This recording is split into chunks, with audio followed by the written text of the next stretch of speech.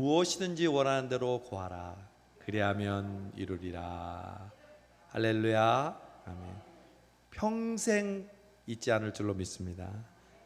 1년 365일 우리가 말씀을 이렇게 매일 반복해서 외치고 또 부르짖고 하는 그 말씀이 평생 동안 우리 안에 기둥이 되고 또 하나님의 놀라운 은혜의 통로가 될 줄로 믿습니다.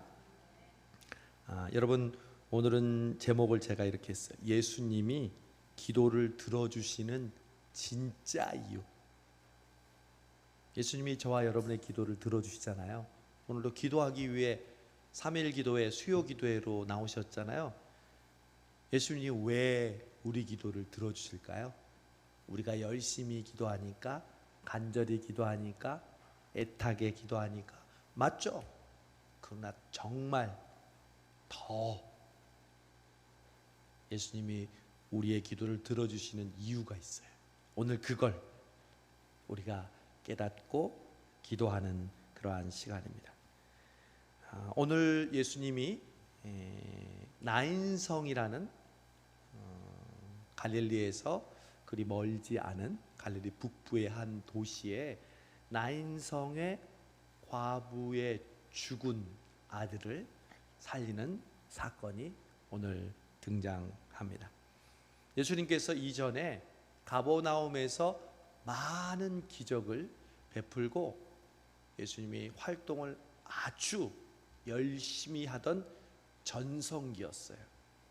그러다 보니까 예수님의 제자들과 함께 수많은 무리들이 예수님이 이동할 때 항상 따라다녔어요.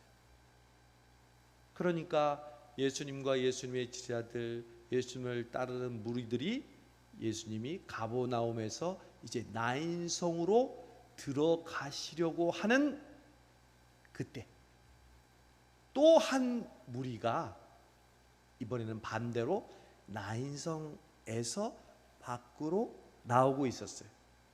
그 무리는 어떤 무리였나요? 바로 장례 행렬이었어요. 우리나라도 그렇지만 세계의 어느 나라든 다 장례식을 하고 그 행렬을 하잖아요.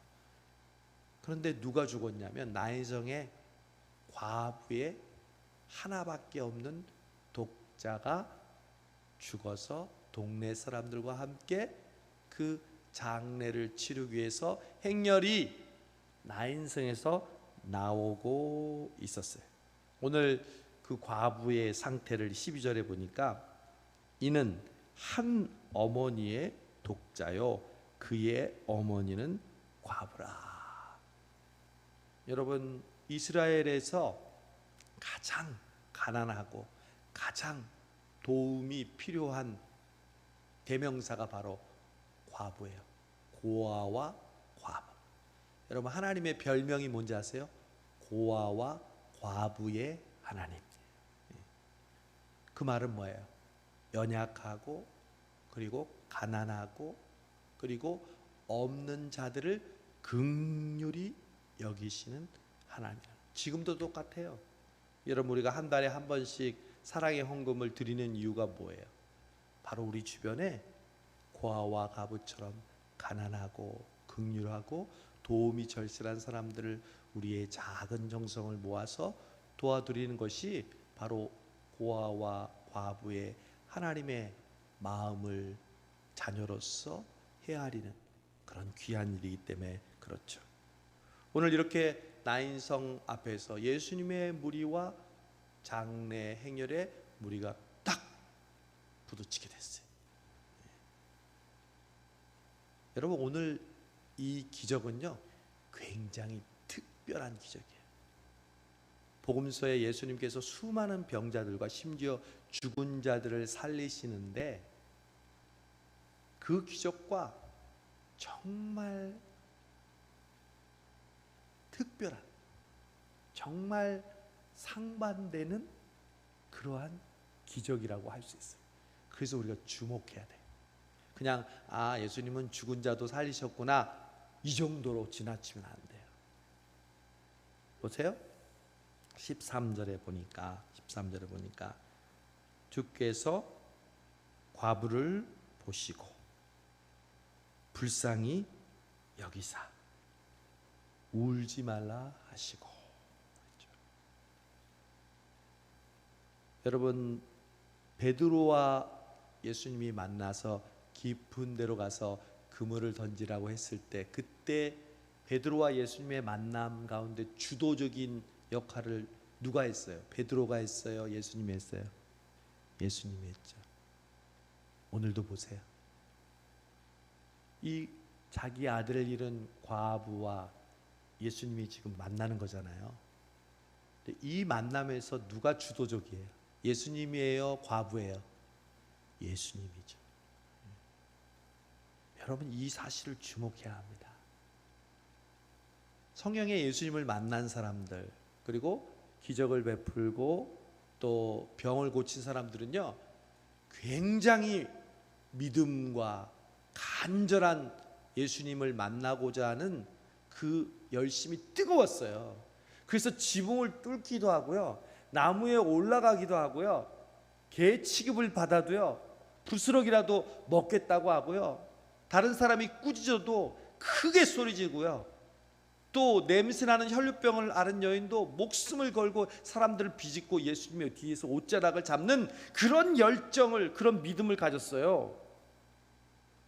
여러분, 오늘 이 과부는 예수님의 놀라운 기적을 경험하기 위해서 뭘 했어요? 뭘 했어요, 여러분? 아무것도 안 했어요. 예수님에게 자기 신세를 한탄했어요. 꿈에도 생각 못했죠. 예수님이 누군지도 모르고 지금 저기 무리들이 오는데 관심도 없고, 자기 아들이 살아날 거라는 꿈에도 생각 못했고, 그런데 예수님이 그 장례 행렬 가운데 다른 모든 사람들은 흑백으로 보이는데 이 과부만 칼라로 보이는 거예요. 영화에 그런 기법이 있죠. 여러분, 예수님이 지금 여러분을 보시면요, 여러분 혼자만 칼라로 보이는 거예요. 여러분을 지금 주목하고 계시니까. 과부 한 사람을 예수님이 주목하셨어요.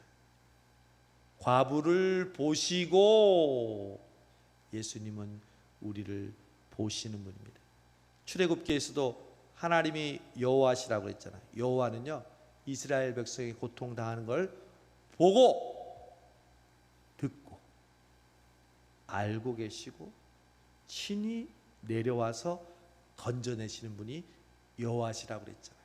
똑같아요. 예수님도 과부를 보셨어요. 여러분, 주님은 지금 저와 여러분의 삶을, 그 어려운 삶의 문제를 보고 계십니다. 믿으십니까? 이 사실 하나만으로도 우리에겐 은혜가 되는 거예요. 예수님이 보고 계시다고요, 여러분.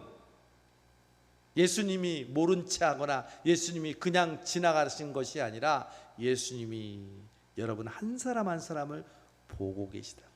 저도 지금 여러분 한 사람 한 사람 보고 있잖아요. 여러분의 기도 제목들이 한 사람 한 사람 다 떠올라요. 오늘도 이 기도 제목을 가지고 나왔겠구나. 또 오늘도 이 문제를 놓고 하나님께 기도하고 있구나. 저도 여러분 얼굴 보면 여러분의 마음이 보이는데, 하물며 우리 주님께서 여러분을 보실 때 왜 안 보이겠어요? 그런데 보실 뿐만 아니라 예수님이 어떻게 했어요? 13절 과부를 보시고 어떻게 했어요? 불쌍히 여기사. 과부를 어떻게 여겼다고요? 불쌍히 여기셨대요. 왜 불쌍히 여겼을까? 아들이 죽었으니까. 아들이 죽었으니까.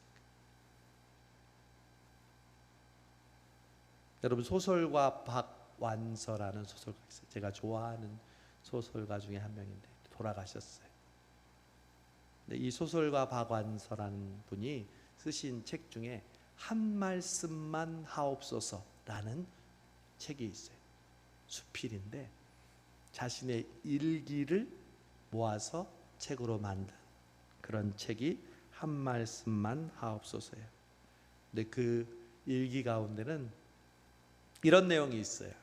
이 박완서라는 소설가가 다 자란 아들이 25살에 사고로 먼저 죽었어요. 그래서 2주 동안 몸부림치다가 이런 글을 썼어요.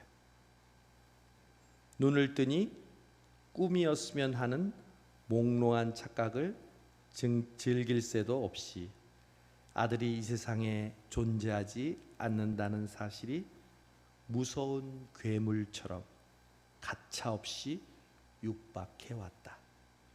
그 다음은 가슴을 쥐어뜯으며 미친 듯이 몸을 솟구치면서 울부짖을 차례였다. 그 일이 나에게 얼마나 중요한 의식인지 아무도 모른다. 목청껏 아들의 이름을 부르면서 통곡하면 소리와 함께 고통이 발산되면서 곧 환장을 하거나 무당 같은 게 되어서 죽은 영혼과 교감할 수 있을 것 같은 예감이 사로잡히곤 했다. 그러나 그런 경지까지 도달한 적은 없었다. 번번이 그 직전까지 갔다가 되돌아오곤 했다. 환장은 아무나 하는 게 아니었다. 여러분, 자녀를 먼저 하늘나라로 보낸 부모의 마음을 우리가 상상할 수 있을까요?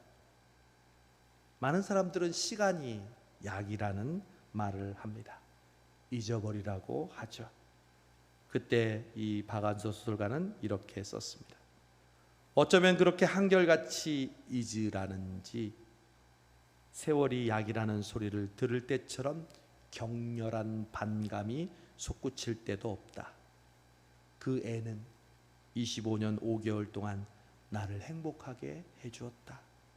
내 기쁨이요 보람이요 희망이요 기둥이었다. 어떻게 25년 5개월 동안 나를 기쁘게 해준 아들을 잊는 게 수라고 말할 수 있을까? 여러분, 그러나 박완서 씨는요, 오늘 나오는 나인성 과부보다는 어쩌면 조금 나을지 모릅니다. 왜냐하면 박완서 씨는 직업도 있잖아요. 소설가였잖아요. 많은 사람들이 그의 소설을 읽고 인세를 받고 명예를 갖고 또 그 후에도 많은 소설을 썼습니다. 그리고 박완서 작가는 딸들도 있었습니다. 나인성 과부는요, 직업도 없고요, 아들이 먹여 살려줬는데 이제는 자기를 먹여 살려줄 아들이 없고요, 다른 가족도 없고요, 오직 자기 혼자 남았습니다. 이런 과부의 모습을 예수님이 보신 거죠. 예수님의 마음이 감동을 받으신 거예요. 여러분, 왜 예수님께서 지나가는 장례행렬에 과부를 두고 소위 말하는 마음이 꽂히셨을까요? 이유가 없이 예수님이 그렸을까요? 여러분, 나중에 예수님이 어떻게 되죠? 십자가에 못 박혀 돌아가시잖아요. 그때 가장 슬퍼했던 사람은 누굴까요? 예수님의 어머니 마리아였죠. 예수님은 자신이 십자가에 죽어 이제 이 세상을 떠난다는 것을 알고 계시는 분이었습니다. 그런데 아들을 잃고 슬퍼하는 이 과부를 보자 자신의 미래의 모습이 오버랩 되셨겠죠. 아, 우리 어머니가 내가 죽으면 저렇게 슬퍼하시겠구나. 여러분, 예수님은요, 사실 태어나면서 돌아가실 때까지 많은 고통을 겪으신 분이었어요. 여러분, 태어날 때부터 예수님은 누울 자리가 없어서 급하게 마국간에서 탄생하셨습니다. 엄마가 얼마나 아빠하고 스트레스를 받았겠어요. 물론 믿음이 있었던 마리아와 요셉이지만 인간적으로는 아기 낳을 데가 없어서 막 허둥지둥 지금 나올 것 같은데 문을 계속 두드리면서 그 스트레스를 받을 때 아기도 왜 스트레스를 받지 않았겠어요? 그리고 태어나자마자 헤롯이 무서워서 애굽으로 피신 갔어요. 그 어렸을 때. 그리고 나사렛에 와서 헤롯이 무서워서 다시 베들레헴이 아니라 나사렛으로 가서 정착했을 때도요, 성경학자들은 예수님이 10대 때 요셉이 일찍 아버지가 돌아가셨다고 얘기합니다. 실제로 아버지 요셉이 나오지가 않죠. 청소년 가장이 된 거예요. 동생들은 남동생 4명의 여동생들도 있죠. 자기는 장남이죠. 아버지 없죠. 육체적으로 얼마나 열심히 일했겠어요. 30년 동안 몫으로 그 일이 식구들을 먹여 살리는 게, 동생들을 먹여 살리는 게 쉬운 일이었겠어요? 예수님 손은요, 단단한 나무 껍데기처럼 됐을 거예요. 몫이니까 얼마나 그 일을 많이 했겠어요. 그리고 짧은 3년 기간 동안에 먹지도 주무시지도 못하면서 자신의 최선을 다해 사명을 다하고 마지막 십자가 지시기 전에 자기가 가장 사랑하는 제자들로부터 배반당하고 배신당하고 베드로부터 저주받고, 그런 인간관계에 어떻게 보면 실패와 쓰라린 배신을, 고통을 경험하셨던 분이 예수님이에요. 여러분, 예수님이 그 고통을 경험하신 것이 왜 우리에겐 큰 은혜가 될까요? 예수님은 그래서 우리의 마음을 이해하십니다. 여러분이 지금 당하고 있는 관계의 어려움, 물질의 고통, 가족의 힘든 문제, 영적인 문제, 그 모든 문제를 예수님이 경험하셔서 알아요. 그 여러분을 딱 보시면, 아, 너 지금 이 문제 때문에 힘들구나. 예수님이 신의 입장에서 얘기하는 것이 아니라 바로 우리와 똑같이 인간으로서 겪으셨던 그 경험을 알고 계시기에 우리를 불쌍히 여기신다는 것은요, 바로 우리를 공감해 주신다는 말씀입니다. 예수님이 우리를 공감해 주시면 끝이에요.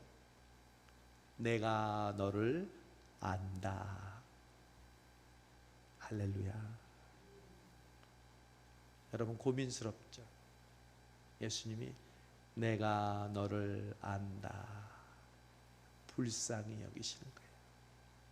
사람들은 몰라요. 말할 수도 없어요. 그냥 내 속에서만 앓고 있어요. 근데 예수님이 오늘 말씀하십니다. 내가 너를 안다. 그게 바로 불쌍히 여기는 거예요. 여러분, 오늘 설교 제목이 뭐예요? 예수님이 진짜 우리 기도를 들어주시는 이유. 정답이 벌써 나왔네요. 내가 열심히 기도하고 내가 열심히 부르짖고 신앙생활 하니까 우리 기도 들어주신다고요? 물론 들어주시죠. 그러나 더 진짜 들어주시는 이유는요, 예수님이 저와 여러분을 불쌍히 여기시기 때문인 줄로 믿습니다. 할렐루야. 이것만 여러분 우리가 오늘 이 말씀을 통해서 깨닫고 적용해도요, 너무 은혜가 되는 거예요. 우리의 삶에는 피할 수 없는 고통이 있습니다. 그러나 더 중요한 것은 그 피할 수 없는 고통을 주님이 알고 계시고 그분도 느끼셨고, 그런 우리를 그래서 불쌍히 긍휼히 여기신다는 거죠. 제가 반복해서 얘기하지만 여러분, 복음서에 나오는 수많은 환자들과 예수님 앞에 문제를 가져온 사람들에게 예수님이 그들을 고치신 동기는 똑같았어요. 야, 내가 이런 기적을 베푸는 거 한번 보여줄까? 봐라! 이런 식으로 고친 적은 한 번도 없었어요. 보면, 자세히 보시면 민망히 여기사, 긍휼히 여기사, 불쌍히 여기사, 그를 보시고. 공통적인 기적의 원인은 오직 우리를 민망히 여기시는 거예요. 긍휼히 여기시는 거예요. 우리 성수동 교회가 하나님이 기뻐하시는 복된 교회가 되기 위한 가장 중요한 방법은 뭔지 아세요? 우리 주님이 우리 교회를 불쌍히 여기시는 것인 줄로 믿습니다. 제가 성수동 교회를 여러분들을 잘 섬기고 목회를 잘하는 가장 중요한 원인이 있다면 하나님이 김정한 목사를 긍휼히 여기시는 것인 줄로 믿습니다. 여러분의 자녀들, 여러분이 지금 그 처한 문제를 주여 우리를 긍휼히 여겨 주옵소서, 주여 이 문제를 불쌍히 여겨 주옵소서, 우리의 자녀를, 우리의 남편을, 우리의 중보기도 대상자를 불쌍히 여겨 주옵소서. 그게 가장 하나님의 큰 은혜를 받는 기도인 줄로 믿습니다. 자, 이제 예수님이 불쌍히 여기시면서 어떻게 하는지 보겠습니다. 14절, 가까이 가서, 어디로? 관에 가까이 가서 그 관에 손을 대시니. 여러분, 지금 우리가 출애굽기 그리고 이제 레위기에 보면 율법이 나오는데 거기서는요, 시체를 만진 사람은 부정해요. 죽은 사체 동물을 만진 사람도 부정해서요, 회막 밖으로 나가 있다가 혹은 하루 동안 떨어져 있다가 들어와야 돼요. 특별히 이 시체에 대해서는 이 유대인들은 굉장히 아주 민감했어요. 그래서 이 시체를 만지는 직업을 가진 사람도 부정한 기간을 지났다 다시 돌아올 수 있었거든요. 그런데 예수님이 갑자기 관으로 다가오시더니 관에 손을 팍 대는 거죠. 사람들 깜짝 놀랐겠죠. 아니, 저 사람이 저 부정한 저 관에 자기 손을 대다니. 예수님이 관에 손을 딱 대시니까 웬 사람들이 깜짝 놀라서 뭐야 이거, 딱 정지했어요. 맨 자들이 서는지라. 예수께서 뭐라고 했어요? 이르시되 청년아 내가 내게 말하노니 일어나라. 청년아 일어나라. 우리 이번 청년 수련회 예수님께서 우리 청년들에게 주시는 하나님의 약속의 말씀인 줄로 믿습니다.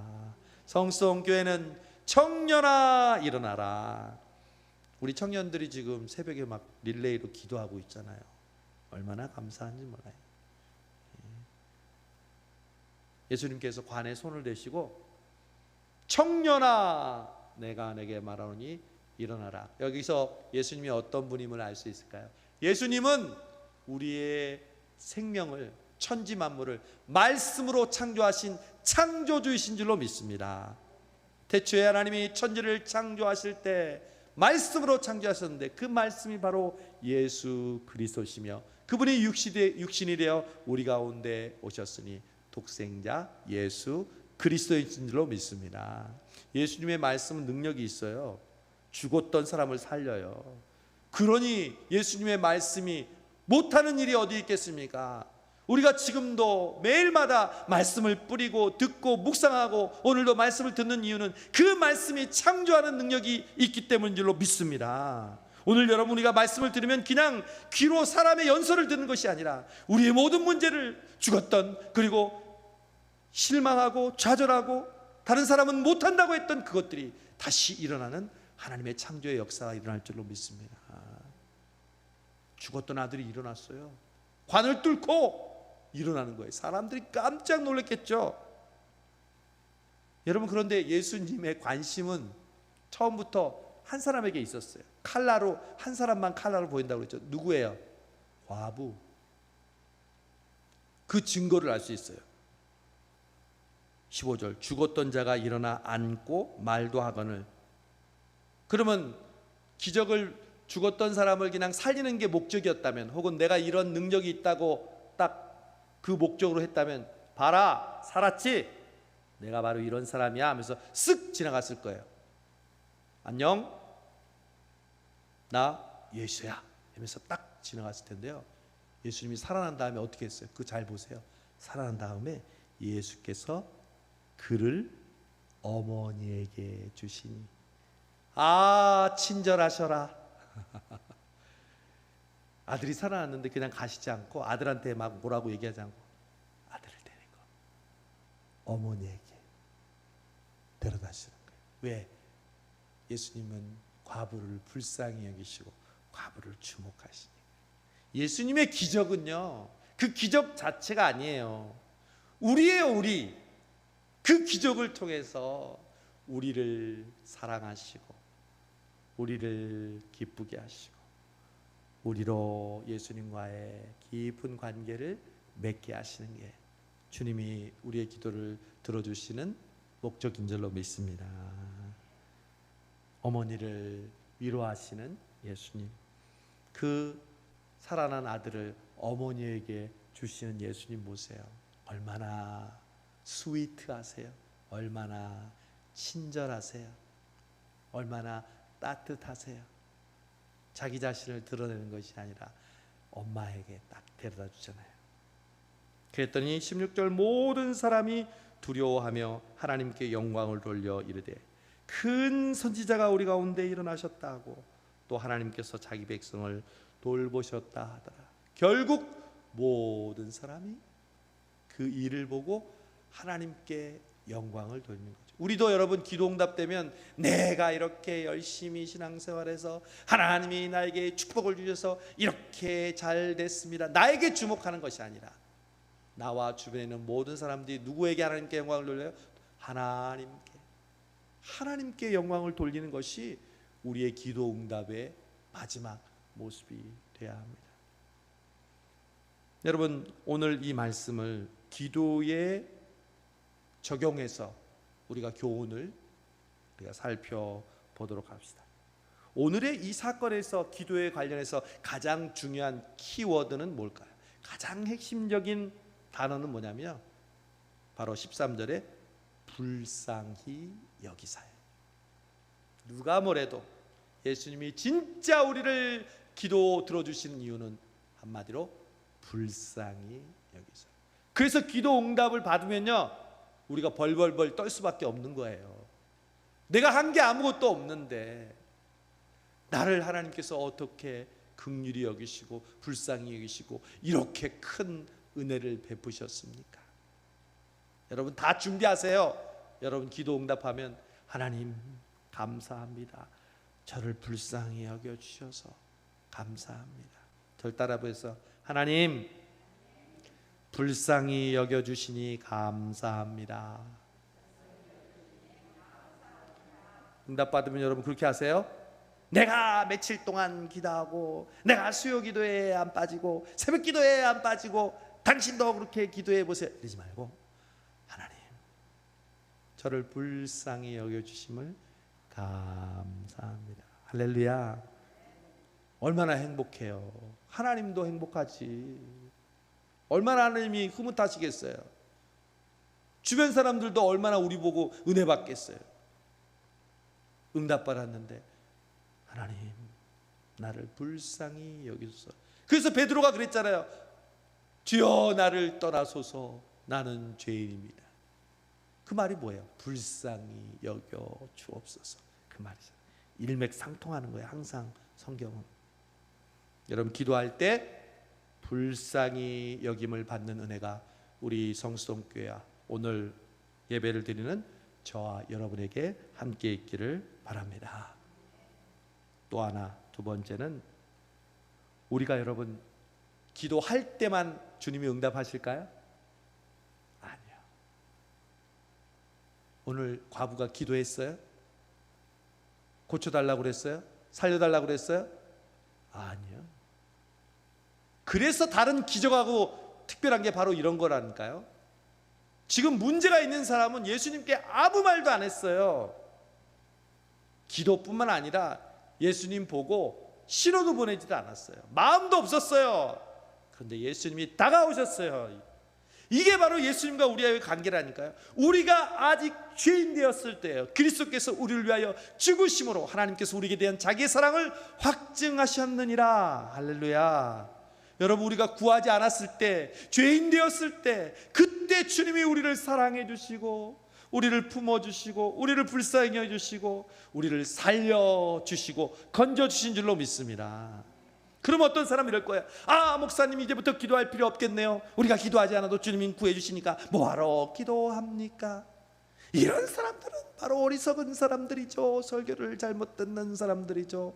예수님이 우리가 구하지 않아도 우리에게 다가오시는 분이니까 우리가 해야 될 일은 뭘까요? 성경을 비세요. 수요일은 공부하는 거니까. 히브리서 4장 15절 16절 같이 읽읍시다. 지금 온라인으로 11분이 예배를 드리고 있습니다. 할렐루야. 히브리서 4장 15절에서 16절 같이 읽읍시다. 두 절인데 같이 읽습니다. 목사님, 그러면 기도할 필요 없겠네요. 우리가 구하지 않아도 주님이 다 아시고 들어주시는데 못하러 기도합니까? 이런 사람들에게 15절 16절 다 같이 읽읍시다. 히브리서 4장 15절 16절 시작. 우리에게 있는 대제사장은 우리의 연약함을 동정하지 못하실 이가 아니요 모든 일에 우리와 똑같이 시험을 받으신 이로되 죄는 없으시니라. 그러므로 우리는 긍휼하심을 받고, 뭐예요? 불쌍히 여김을 받고, 우리 오늘의 주제 긍휼하심을 받고, 그 다음에 어떻게 해요? 때를 따라 돕는 은혜를 얻기 위하여 은혜의 보좌 앞에 담대히 나갈 것이니라. 할렐루야. 야, 이런 결론이 딱 나오네. 그렇구나. 불쌍히 여김을 받은 자는 때를 따라 돕는, 무엇을 얻기 위하여? 은혜를 얻기 위해. 때마다 주님의 은혜가 필요하다는 거예요. 지난번에 여러분 은혜 많이 받았다고 오늘 그 은혜 필요 없나요? 아니요. 주일날 은혜 많이 받았어도 오늘 수요일날 와서 또 은혜 받아야 되고, 이번 돌아오는 주일에 또 은혜를 받아야 돼요. 때를 따라 돕는 은혜를 얻기 위하여 어떻게 해요? 은혜의 보좌 앞에. 여러분 지금 출애굽기 배우고 있잖아요. 성전 뜰이 있고 번제단이 있고 물두멍이 있고, 그 다음에 성소로 들어가면 오른쪽에 진설병이 있고 왼쪽에 촛대가 있고 분향단이 있고, 드디어 지성소로 들어가는 휘장이 있고, 그 휘장을 열면 하나님의 법궤와 속죄소가 있는데, 그 지성소에는 누구만 들어가요? 대제사장만 들어가요. 그런데 예수님이 이 땅에 오셔서 우리를 위해 십자가에 못 박혀 죽는 순간 그 지성소의 휘장이 찢어지고 저와 여러분도 그 지성소에 담대히 나아갈 수 있는 줄로 믿습니다. 그러므로 우리의 하나님께 은혜의 보좌 앞에 나가는 길이 활짝 열렸는데, 여러분 가만히 있을 거예요? 우리가 가만히 있어도 하나님께서 우리에게 복 주신다고 하지만, 정말 그 복을 받기를 원하고 하나님의 긍휼하심을 받은 자라면 절대로 가만히 있지 않습니다. 때를 따라 돕는 은혜를 얻기 위하여 날마다 은혜의 보좌 앞에 담대히 나아가는 것이 바로 불쌍히 여기고 긍휼히 받은 사람들의 자세이며 삶이며 온전한 모습인 줄로 믿습니다. 결론, 그러므로 오늘 이 수요 기도에 나온 여러분, 주님이 여러분을 긍휼히 여기십니다. 여러분을 다 보고 계십니다. 우리 성수동 교회를 보고 계시고 알고 계시고 먼저 다가오십니다. 그러나 가만히 있는 것이 아니라 때를 따라 돕는 은혜를 따라 우리 성수동 교회와 여기는 저와 여러분은 오늘도 이 수요 기도에 은혜의 보좌 앞에 담대히 나아가심으로 하나님이 주시는 그 은혜를 오늘 이 순간에 가득 받으시고, 또 우리가 살아가는 우리의 삶 속에서 하나님의 인도하심 따라 승리하시는 우리 모두가 되기를 간절히 바랍니다. 기도하겠습니다. 하나님 감사합니다. 너무 고통스러워서 차마 주님께 구하지 못하고 그 고통 속에 함몰되어 있을 때 주님 우리를 보시고 우리를 주목하시고 우리를 치근히 여기시고 우리를 민망히 여기시고 우리에게 다가오시며 우리의 마음에 주님의 손을 얹으시며 울지 말라, 울지 말라, 걱정하지 말라, 근심하지 말라, 말씀만 할 뿐 아니라 실제로 그 문제를 통해서 주여 역사하여 주셔서 다시 우리에게 용기를 주시고 새 힘을 주시고 결국 일어나게 하시는 분이 우리 하나님이신 줄로 믿습니다. 우리 성수동교회, 우리 오늘 수요 기도에 나온 하나님 아버지 귀한 심령들 위해 그 은혜를 부어 주시옵시고, 오늘 이 말씀 부여잡고 간절히 은혜의 보좌 앞에 나아가는 저희들 되게 하여 주옵소서.